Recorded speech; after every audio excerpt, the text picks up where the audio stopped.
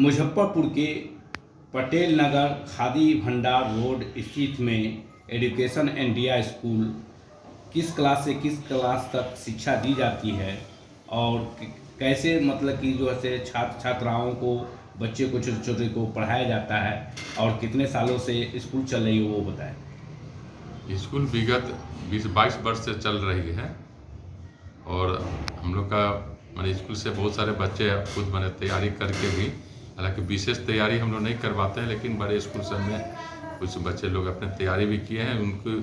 उनको मदद दी गई है इस मामले में कि कैसे तैयारी करना है, लेकिन विशेष रूप से उसका कोचिंग नहीं चलता।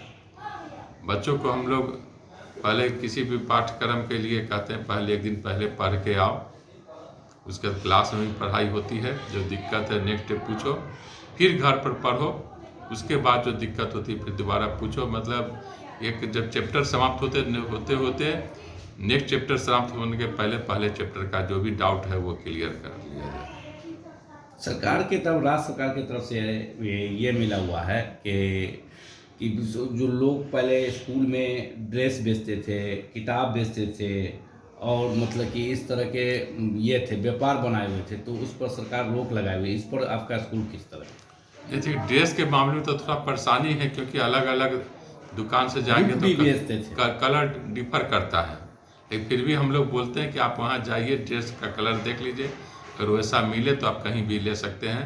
वैसे हम लोग दुकानदार को कहते हैं कि भाई हम लोग का स्कूल एक मध्यम वर्गीय परिवार के बच्चों के लिए स्कूल है, जहाँ हर वर्ग के तबके के वर्ग के लोग पढ़ते हैं। उच्च वर्गीय वर्ग के लोग बच्चे भी पढ़ते हैं, लेकिन ज़्यादातर बच्चे हमारे यहाँ मध्यम वर्गीय परिवार से बिलोंग करते हैं। तो हम लोग दुकानदार को बोले हुए हैं कि यथासंभव जितना कोशिश हो उनको छूट दे दिया जाए। केवल कलर के मैचिंग के लिए हम लोग कहते हैं कि नहीं ठीक है, आप एक दुकान से लीजिए और आप दूसरे दुकान में रेट पता लगा लीजिए। अगर आपको ज़्यादा लगे आप हमको बोलिए, कम लगेगा तो आप ले लीजिए। बुक भी बेचते नहीं, बुक हम लोग स्कूल में नहीं बेचते हैं। हाँ, वो ज़्यादातर बुक्स NCERT चलती है, ठीक है। कुछ बुक जो NCERT नहीं प्रोवाइड करती है, चाहे और जूनियर बच्चों के लिए NCERT के बुक अवेलेबल नहीं रहता है समय पर, तो हम लोग दुकानदार को कहते हैं, फिर हम लोग लिस्ट देते हैं, बोले कि आप किसी भी दुकान से ले सकते हैं। जो थोड़ा बहुत छूट है वो हम लोग दुकानदार को कहते हैं कि आप दे दीजिए। राज्य सरकार की तरफ से मतलब 25% गरीब के बच्चे को मतलब एडमिशन करना है, ये अलाउ था, तो आपके स्कूल में किस तरह? हम लोग के स्कूल में चूँकि एफिलिएटेड स्कूल नहीं है ये, तो बहुत ज़्यादा संख्या में बच्चे नहीं आते हैं। शायद ही कभी मतलब एक ही 2 साल जो हुआ है, एक सेक्शन है तो उसका 40 बच्चों का 25%, 10 बच्चे होते हैं, 10 का एडमिशन हुआ। बाकी 10 से कम आते होते हैं तो हम लोग उनको जब जैसे जैसे आते हैं वैसे वैसे एडमिशन ले लेते हैं। लेकिन इस बार राज्य सरकार के का प्रक्रिया जो थोड़ा ऑनलाइन हो गया है, उसमें बहुत कम बच्चे लोग आए हैं एडमिशन के लिए। 2-3 बच्चे आए तो उनका हम लोगों ने लिया है।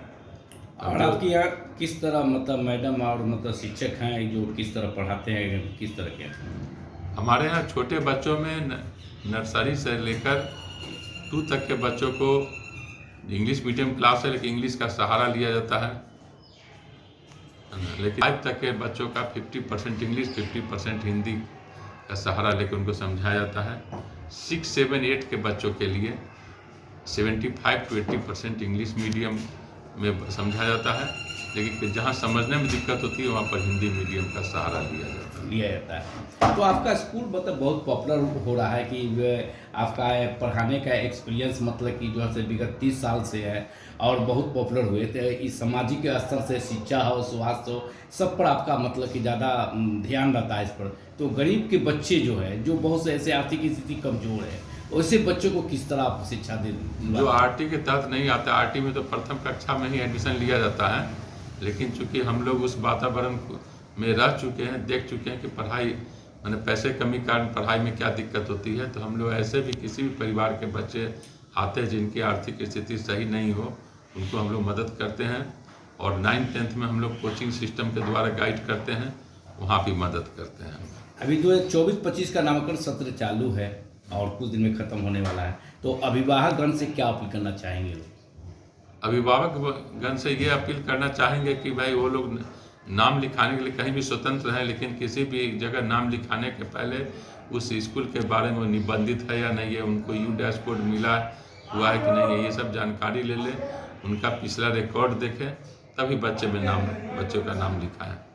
बच्चे आप अभिभावक, आप स्वतंत्र हैं किसी भी जगह नाम लिखाने से, लेकिन कम से कम पिछला रिकॉर्ड ट्रैक वो भी देख के ही हम नाम लिखाएं।